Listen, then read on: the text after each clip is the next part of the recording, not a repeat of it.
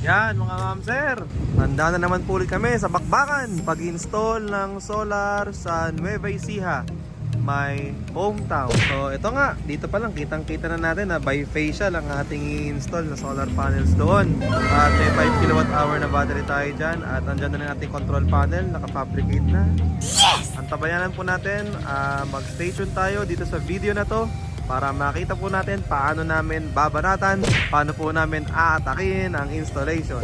Maraming salamat mga ma'am sir sa pagtutok ng ating channel.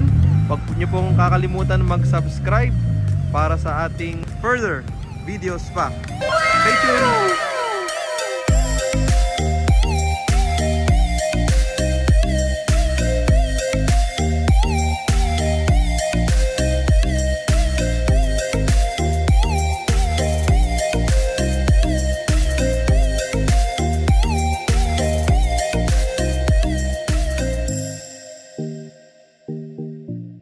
Good morning! Kasalukuyan ngayon ng pagdidiskarga ng mga materyales. So ayan, start na. Bale, ito aming lalagyan doon sa bubong na yan. Ang diskarte naman namin dito. Atas namin yung pickup. Yung pickup ang gagawin namin parang additional tungtungan and then aabutan ng solar panel dito. Stay tuned lang mga ma'am sir. Titirahin na namin to ngayon. Time check, it's 6 o'clock. Yan, para di namin abutan yung sobrang init.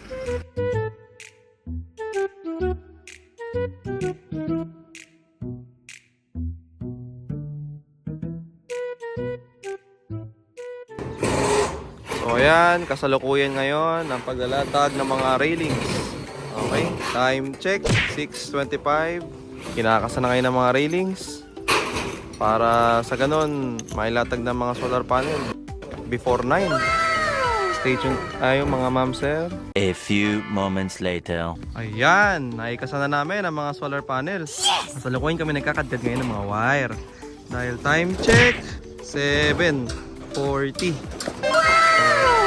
Ang galaw namin dito ay magmula doon, magtatagpo ang positive at negative sa conduit namin. Dito, tatawid pa gano'n.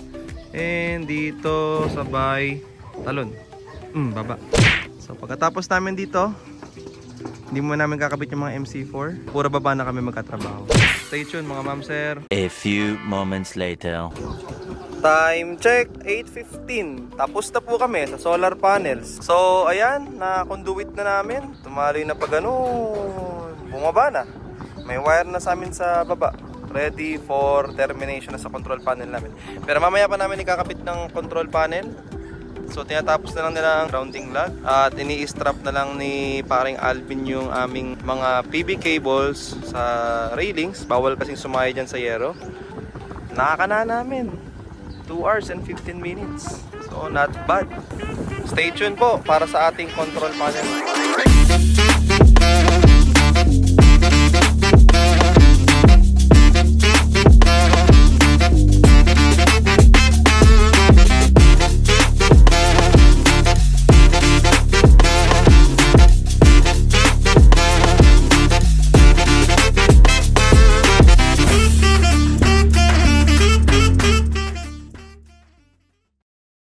Ayan po, patapos na ngayon si Sir Live Show. Time check, mag-11 pa lang.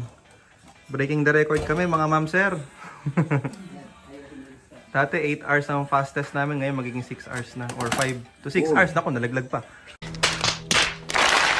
Doon nagtagal. Doon nagtagal Lapit na. Dalawang beses na yan! Ngayon yung uubos ng 30 minutes. Charot. Stay tuned mga ma'am sir. A few moments later. Time check. Mag-11:10 na. So, nasa 5 hours and 10 minutes ang aming nag-installation. Record breaking po ito. Fully solarized na po sila. Wala na po silang kinukuha sa NECO. Gumagamit po itong system na ito ng 6 kVA, 5 kWh na battery, at 4.8 kW peak na PV modules or solar panels. Ang mga solar panels namin ay bifacial modules. Salamat po sa pagtutok sa aming vlog. Huwag niyo pong kalimutan mag-subscribe. At pag meron po kayong inquiry, huwag po kayong mag-atubiling mag-inquire po sa amin. You can contact us sa Facebook page namin at facebook.com/heliosoptimum. And meron din po kaming website www.heliosoptimum.com. So, samantalayin niyo po yung promo namin ngayon. Naka 20% off po kami ngayon during summertime. Kasama po natin ngayon ang ating client, si Mr. Ed. Sir, may konting katanungan lang po kami sa inyo. Okay. Ang una ko pong katanungan ay, Siyempre, unang-una para tipidin for the monthly payment sa bill ng kuryente. Saka ang isang advantage pa nga doon, ito kasi sa lugar namin, laging walang kuryente minsan, malaking bagay yung meron kaming solar. number 2 question naman po, sir. Rekomenda rin Rekomenda ay si Mrs. Tess. Tess, maraming salamat Opo, sa opo. nirekomenda mo at malaking tulong sa amin. Third question, sir. Hindi ako ng rate, 1 to 10. Opo. 11 kayo. Above. Okay. Good. Good. Very good, Very good. Excellent. Maraming salamat po, Sir Ed, sa pagtitiwala po sa amin at huwag po kayong mag-alala at you are in the good hands naman at talagang di po namin pababayaan yung setup na yan at lagi po namin kayong tututukan. Diyan po nagtatapos ang ating vlog. Maraming salamat po sa aming tagapanood. Stay tuned po kayo sa aming channel. Huwag kayong magkalimot mag-subscribe sa aming channel. Maraming salamat po and God bless you all. Bye-bye. Thank you. Thank you.